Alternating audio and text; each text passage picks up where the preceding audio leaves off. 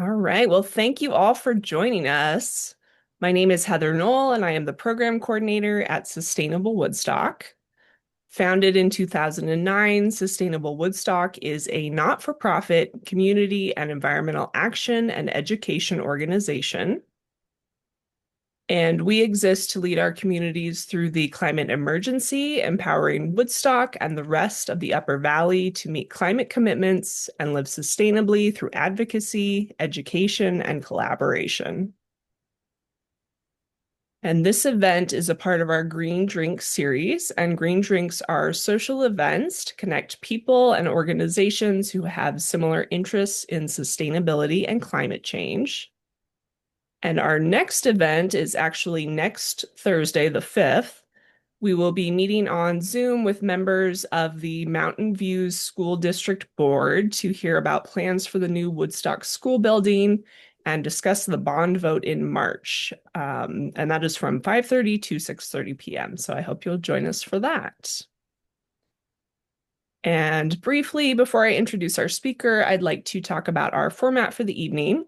We are starting with a presentation, and it will be followed by time for questions at the end. We will be taking questions in the chat, and you can enter them into the chat window at any time during the talk.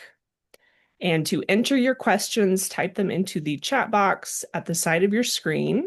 And if you don't see that chat box, click the chat button at the bottom of your Zoom screen and it should pop up. Now, I am excited to introduce you to our speaker for tonight. Karen Shapiro is a seasoned financial advisor with over 15 years of experience helping individuals, families, and small businesses align their financial goals with their values. With a background in environmental science, Karen brings a unique perspective to financial planning, specializing in sustainable and impact investing. Her work at Domini Impact Investments included leading ESG initiatives and brokering a landmark agreement between Kimberly-Clark and Greenpeace. Thank you so much for joining us, Karen. Well, thank you so much for having me. I'm excited to be here. I'm talking about one of my favorite subjects, so excuse me if I start talking really fast because that sometimes happens when I get really excited. I'm originally from New York, so that's also in my genes, but let me go ahead and get the presentation part started. So, I'm often asked, how did I transition from doing environmental research to financial planning? I hope that this next slide will explain that a bit. So it really started for me in the grocery store. I realized that I was voting with my purse when I shopped, from my decision to bring a reusable bag to evaluating products that I was going to buy for whether or not they had excessive packaging, to not buying a company's products because I didn't consider them to be good environmental stewards or social stewards. So I realized I'm already voting with my pocket. Why can't I do the same for my investments? And that's when I came upon sustainable investing. Now, there has been so many words and phrases and acronyms used for the term sustainable investing, but it's not a new area. There's a long and storied history going back to actually Quakers who refused to invest in companies that were manufacturing military weapons, to the time of the anti-apartheid movement, to not investing in companies doing business in South Africa, to then, go into companies that, not investing in companies that were so-called sin stocks, such as tobacco, firearms, etc. So while there's an alphabet soup of terms, I think the most important thing is to always understand how somebody is defining it. So I want to share with you my definition. My definition is that you're using relevant, some people might call it material, information that's typically not considered in the investment decision process, but actually using it to make a investment decision. So, for example, a traditional analyst who is evaluating a paper company isn't going to look where that company is sourcing its pulp from, be it from a sustainably managed forest or old growth forest, while a sustainable investing analyst would consider that. And no pun intended with the wood, but while a traditional analyst doesn't consider it relevant, to us it is, because the question is, are you sourcing from a using materials that are going to be available in the future, since your product depends upon those products. So before I get into the how to, I just want to address two common myths. There's more than the two, and if you have questions about any other myths, I'm happy to address them later. But the most common one is it can't be done because the information's not available. Well, tonight I'm going to show you that the information is available and in fact it can be done. The second one is that you sacrifice your returns, that your investments won't do as well. Years ago, you used to hear, well, instead, why don't you just, invest your money in tobacco companies and then donate the money to anti-tobacco campaigns? Uh, Kind of backwards there, if you ask me. But anyway, you don't have to do that. And this graph shows that you don't have to sacrifice returns. This is two indices that track companies going back to, actually, it was 2007. The light green line represents the returns of a global basket of companies in the developed and developing world. The dark green basket starts off with that same universe, but then excludes companies because they have low sustainability ratings. As you can see here, there's virtually no difference between the two. I mean, the dark green, the leaders, so-called ESG leaders, slightly outperformed over that time period, but for all intents and purposes, we can say it's the same. So now I want to talk about the how to. And I'm going to be focusing tonight on mutual funds because these are the type of investments that you find in retirement plans or that people have in their own personal investments. It's easy if you hold stocks to just know what the company is. But because a mutual fund actually invests in a large range, potentially, it can be in the hundreds of companies, you can't just tell from the name what that fund is about. So the best tool and I highly recommend it, can be found at this website. It's As You Sow, a nonprofit group based in California. They have a tool called Invest Your Values. Now, as you can see, they collect information across 7 different issue areas. The last one I'm not going to touch upon. It's just they rate some company 401k plans. So I'm going to lump together fossil-free funds and deforestation-free funds because really deforestation is also about climate change. They collect information about gender equality, which is things like the gender balance in a workforce. Gun-free funds. Does a mutual fund have investments in gun manufacturers or the retailers that sell them? Prison-free funds, which I think is a very interesting one for the moment that we're currently in, looks at whether or not companies are involved with private prisons, as well as any controversies along borders. The weapons-free funds is companies that are involved with military weapons, and tobacco-free funds is, I think, self-explanatory, although it doesn't just include the tobacco manufacturers. It also includes the entertainment industry. Is a movie production doing product placement of packs of cigarettes, for example? Or do they consider that not something that should be done?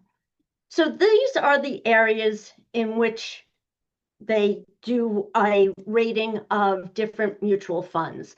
And you can, after you click get started, you'll get to a page that lets you type in the name of the fund. Now, what I just do want to tell you is that they are currently in the process of upgrading their data set.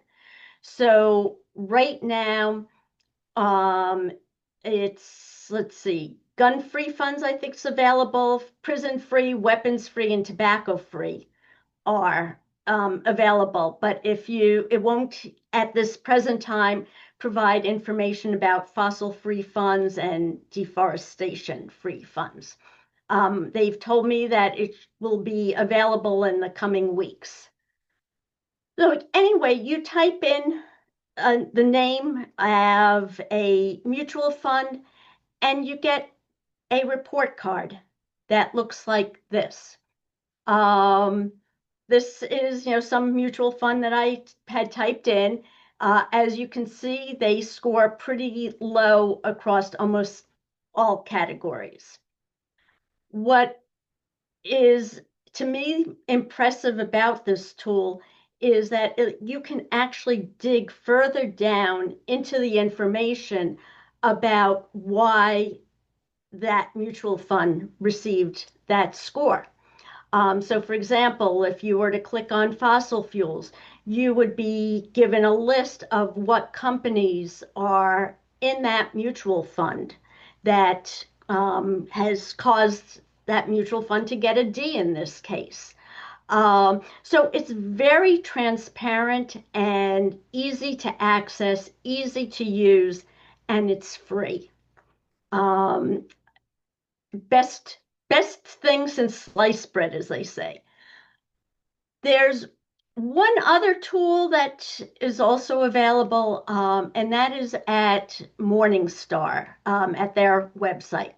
Now, Morningstar has a long history of collecting all types of financial information, but in more recent years, they've now started collecting information and rankings relevant to sustainable investors. So as you can see here, their process is different. They do scores in different categories, and they compare a company to its peers.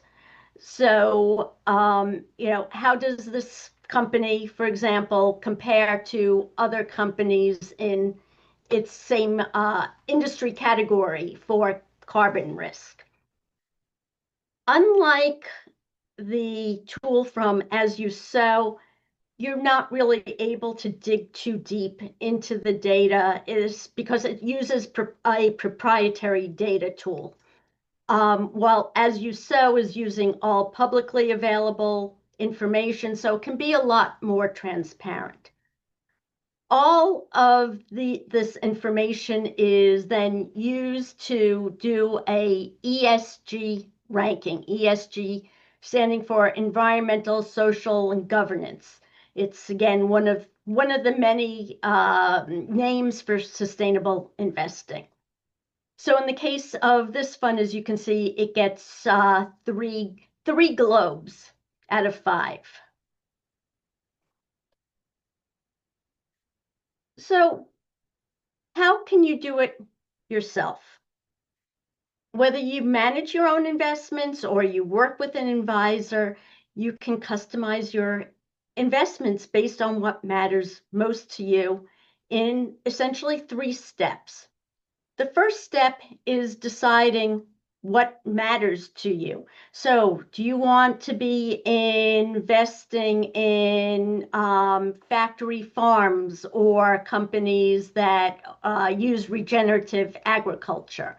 Renewable energy versus coal, libraries versus prisons, sustainable forests versus deforestation. So it's really thinking about what matters to you. Um, if you want, and I will put this QR code up again at the end, you can go to this QR code and use a values questionnaire that we use with clients to help you understand what matters most to you. So, for example, these are some of the categories in which the users asked for additional input as to what matters to you the most.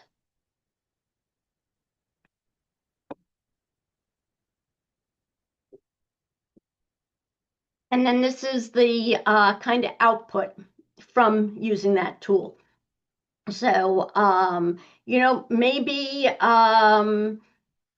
reducing toxic air pollution is not not important, but maybe it's a little less important than something, so you're going to score differently than this, than potentially than what you see here.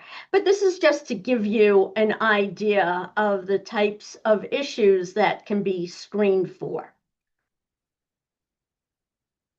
Once you know what matters to you, you can look at, a report card like what's appears on, on As You Sow.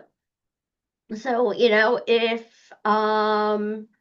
you're okay, say, with civilian firearms, but I mean, you're not okay with civilian firearms, but you don't want military weapons, then how you view this might be different. Um, so the bottom line is you're taking what matters to you, your priorities, and linking it to your investments. Now, one thing that this tool actually also lets you do is it will let you identify what are all the mutual funds that have earned grade A in the fossil fuel category, for example. Same thing with the other categories. So rather than having to just figure out what fund it aligns with your values, you can actually see the grades. So again, another reason why this is such a valuable tool. So once you've identified some of the things that you might want to be investing in, the last step really is to go back and periodically check on the fund. Sometimes mutual funds will change their priorities. And so something that yesterday wasn't involved in for-profit prisons suddenly is. So, you want to see what are the stories that these funds can tell you about what they have done to work with companies. So, for example, this highlights about a mutual fund company pushing Walmart to change its gun policy and to fight for stronger gun safety. So these are the types of things that you can be looking at to make sure that what are your priorities, and are they constantly being met as changes are made in a portfolio. So for those of you who aren't doing this yourself, who are working with a financial advisor, my suggestion with you would be to clearly state what you expect in your investments. that you don't want to invest in companies involved in whatever, fill in the blank. Explain to them why.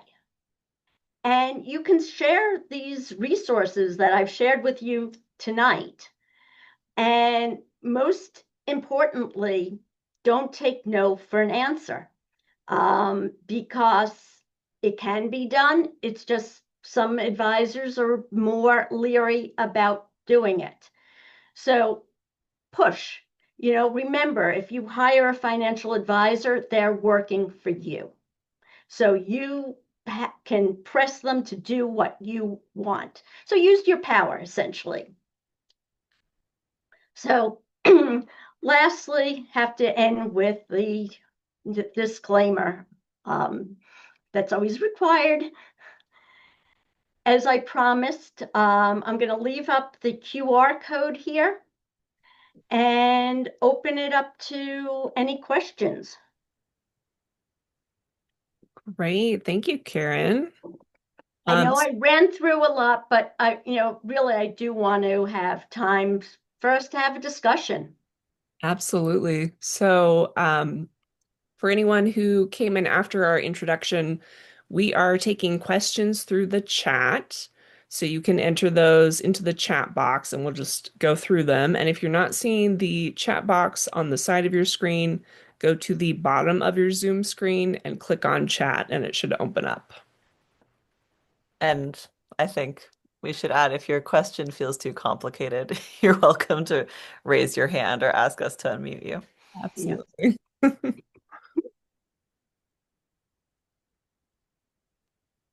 And if while people are thinking, I wanted, I'll just start, I think. Karen, thank you for that overview. I was not aware of those tools, so it's helpful to get an idea of places to Yeah. evaluate mutual funds.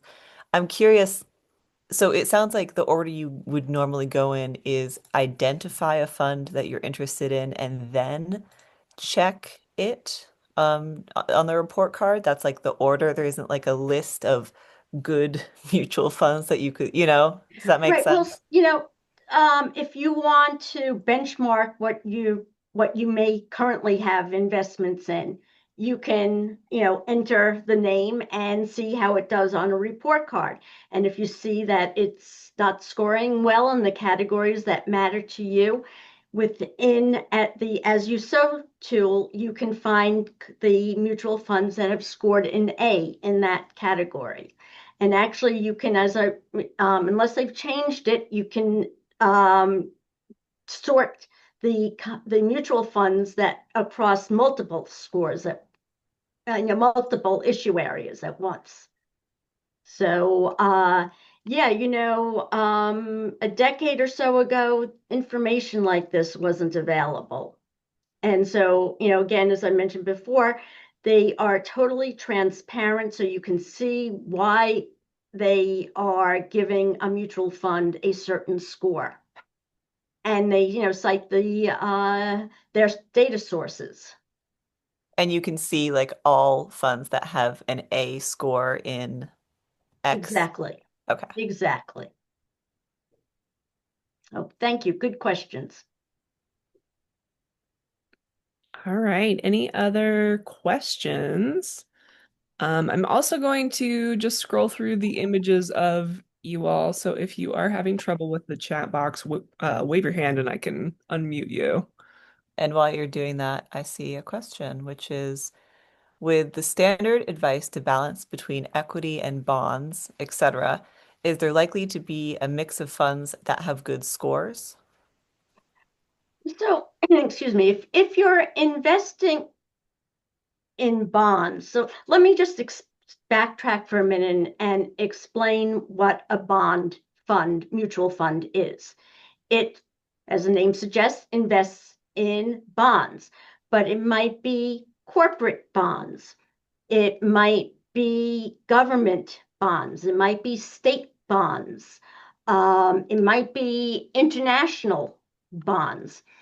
In the case of a corporate bond fund, you would want to make sure that whatever companies you consider troublesome aren't included in that bond fund.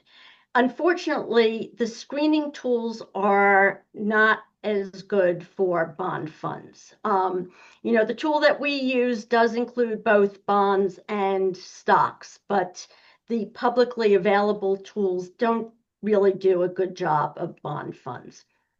At one point in time, when I worked at a small mutual fund company that did sustainable investing, the approach that we took was we didn't invest in government bonds because government bonds can be used for things that's like weapons. So therefore, we stayed away from those as well as various corporate bonds. So, but right, the universe of investables isn't just stocks. There's also bonds. And I hope that addressed your question. And if it didn't, please let me know. Well, thank you. Anyone else have any I saw questions? something else I pop see, up. yeah, I see another one. Which is, do AYS or Morningstar provide information on the benchmark fund? Like the pair you used in as an example, that resembles a fund you choose to do. You have to do your own research. Okay, so let me explain, step back for a moment and explain, what those two um, indices that I was tracking. They're not a mutual fund. They are an a complex amalgamation of various companies. So you cannot invest in an index, but there are plenty of index funds that track a specific index. So you can look to find what index a mutual fund is tracking against. As to, I know that the As You Sow tool does have a component that lets you look at the financial criteria. And so maybe that's in there. I'm not as sure about that. But otherwise, it means, going online to the mutual fund company and see if they're providing that information. Does that answer your question? I hope. Okay, great. Thank you. Thank you, Jason.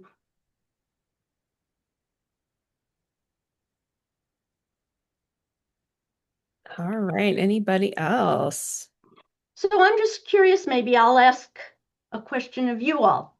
Has anybody ever tried to do this themselves?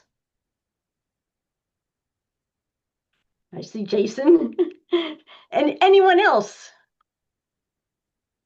Would you be willing to share your experience, Jason? I'm sorry to be putting you on the spot, but I can unmute you if you're okay with that, Jason.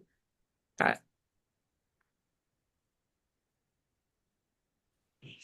Thank you. Actually, I've followed the fund, several of the funds, index funds in Vanguard, but I mhm, haven't done it myself yet. okay. So, um, are you? Is it not appropriate to ask you about Domini's adventures in this realm? Well, you can ask. I have to though say I really haven't kept it uh, up to date with Domini's funds, but is there a specific question that you have? No. Okay. Well, thank you so much for coming off of mute and sharing your perspectives. Since we have time, I'm going to explain too about what's the difference between, say, a Vanguard doing sustainable investing versus, Calvert, Domini, Green Century investments that solely do sustainable investing. The biggest difference is, besides what they're investing in, is also whether or not they're using the power of the purse. When you hold shares in a company, it makes you an owner, part owner of that company. And so what that means is that theoretically, if you were to send a letter to a company saying, I am concerned about whatever that might be, they're supposed to respond to you because you're a shareholder. If they don't respond to you, there's additional steps you can take that eventually leads to a ballot question that will appear at the annual meeting. And companies really hate to have shareholder ballot questions. So that's a good way to get them to the negotiating table. But those are the types of things that, Fidelity isn't going to do. They're going to do the screening part, but they're not going to do the shareholder advocacy part. So then the other is how does a mutual fund, because they are an owner in these companies, how do they vote when it comes to the company annual meetings? Are they voting in line with what matters to you, or are they doing what the board wants? So these are some of the things to also consider about where to look for your investments. How would you know if they're doing that work or not? Um, well, yeah, it's not as easy as some of the other stuff, but a mutual fund company somewhere on its website has to give you a report on how they voted on different ballot questions for a company. And, it for some investment companies, it's very easy to find. And for others, it's not as easy. It gets more buried. Great. We have a few questions came in. So from Jason, any suggestions for talking to one's employer to convince them to offer one or more ESG funds? Unfortunately, by yourself, you're probably not going to be able to move the bar. But if there are enough people going to HR knocking on their door about the retirement funds, you may be able to. Also, if you work for a, mission-based type of organization, pointing out that what they're offering doesn't align with what the company believes in might get them to do something about it. I spoke to people who work at the Harvard Medical School. What they didn't know was that they have tobacco stocks in their retirement plan. It kind of goes against the grain for what doctors believe nowadays, anyway. Decades ago, different story, but. Thank you. Okay, so from Linda, do you advise about investing in green banks? How about investments like described here at superpowersforgood.com? There's a link in the chat there. I'm not familiar with superpowers. What you say was superpowers.com? It looks like Superpowers. it looks like climate project crowdfunding is what Linda's talking about. But we can unmute Okay. you, Linda, if you want. Yeah, I'm not familiar with that. But, another thing that I will throw out there is, to think about is where you do your banking. If you use a local community bank, their mission is to invest in the community, as opposed to if you bank with JP Morgan, Chase, they invest in everything. And there's going to be things like, they're going to have bonds that invest in coal or invest in coal companies, for example. So if the more you can stay local, the better. Great. Linda, let me know if you want me to unmute you so you can describe that a little bit more. Okay, so from Andrew, I've never invested before. I'm only in my early 20s, and I know they say to invest early, but it seems very overwhelming to get started with. Yes. And that's, there tends to be a lot of paralysis due to analysis. It's overwhelming. If you have investing options in your workplace, typically, a bunch of papers are thrown at you and it's kind of sink or swim. There's nobody, unfortunately, to ask questions of. Um, and this is why actually a number of companies offer what's called target date funds in their retirement plan. What a target date fund does is it takes your age and assumes how many more years you have till you're going to retire. While you're still young, it's going to invest in more stocks because even though stocks are more volatile, you have the time to potentially make back any losses. As you get closer and closer to retirement, that balance is going to change, and there's probably going to be more bond type investments than stocks. So even if you start out with something like that, I hear too many people say, I shoulda, woulda, coulda. Don't beat yourself up. Getting started now is better than not getting started at all.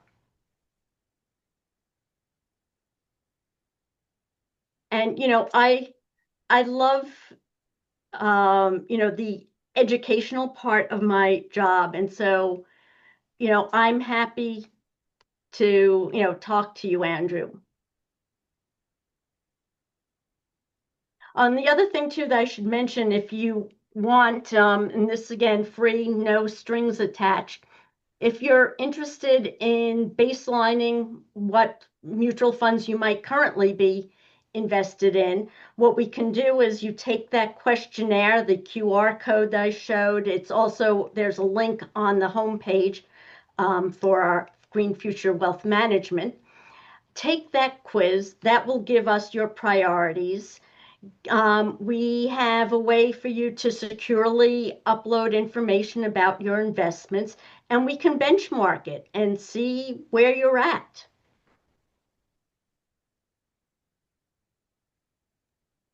Thank you for that offer, Karen. Yeah. Okay, so Jason suggests that folks might want to know how to move funds from an investment firm to one that is more ESG friendly.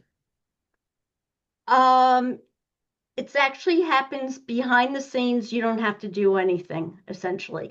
I'm assuming, Jason, that you're talking about from the advisor standpoint. So if you find an advisor that you want to work with versus who you've been working with, that your new advisor takes care of getting all the funds moved over. So it's very easy, an easy process. If you wanted to call your current advisor and tell them I'm leaving, fine. But if you don't, you don't have to. They'll eventually see that your money's flowing out. But you can avoid having to have that confrontation if you want, or discussion. So Mike McKella asks, are there any learning apps that, oh, sorry, movement of my questions. Here we go. Are there any learning apps that you would recommend to use in order to learn more about how to invest and investigate investing? Okay. Not so a really good website, and I have to remember the name of it. It's called Investopedia. I'll type this in the chat. It is essentially the encyclopedia of the investment world. Free resource, you can type in a term and it will give you the definition, but they also will walk you, they have information on there as what's a mutual fund, what's a stock, what's a bond, and they'll walk you through all of that. So it's a good place for a beginner, or to be totally honest, there's times where I'm not sure about a term and I'd use it. So Nice. Thank you, Karen. I'm not seeing that in the everyone chat. Oh, there we it's go. because I didn't hit send. We were early on tonight talking about how even after all these years of using Zoom, we still get mixed up about things. I'm curious what you would say, like, to someone who lives, in Vermont who wants to start investing, because I think a lot of us, the first thing we think of are the big names, like Mhm. Vanguard. Everyone's heard of Vanguard. So Yeah. like, I'll just call it Vanguard. hmm What what else would you do? Well, so there's a couple of ways that, for from a personal standpoint that you can invest. You can open a account at Vanguard. That doesn't mean that you have to buy Vanguard funds. They'll offer funds from multiple fund families. Same thing, Schwab or Fidelity. And so that's one option. The other option is you can actually go to like Domini Impact Investments website and open an account.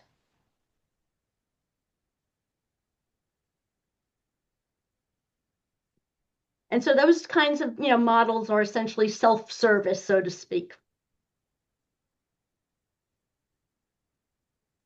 Domini being like a more environmentally focused. Right. They're one of the investment companies that solely does sustainable investing. Oh, I like this, that you can sign up for emails from Investopedia to feed you information. Yeah, thank you, Jason. That's a great tip. Yeah. All right. Any other questions for Karen?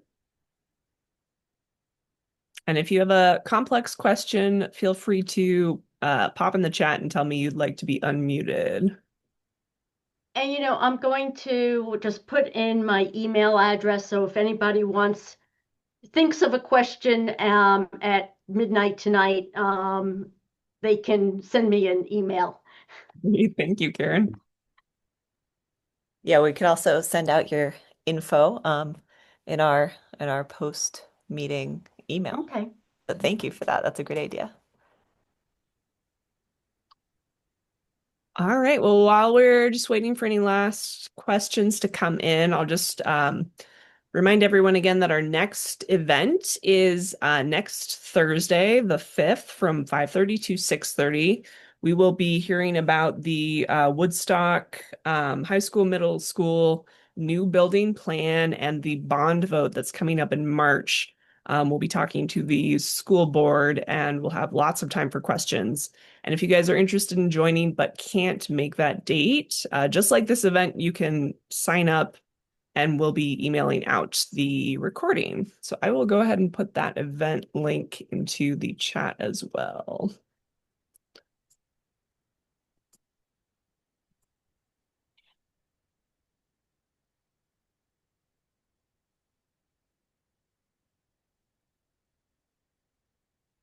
And I'll also include this link in the follow-up email.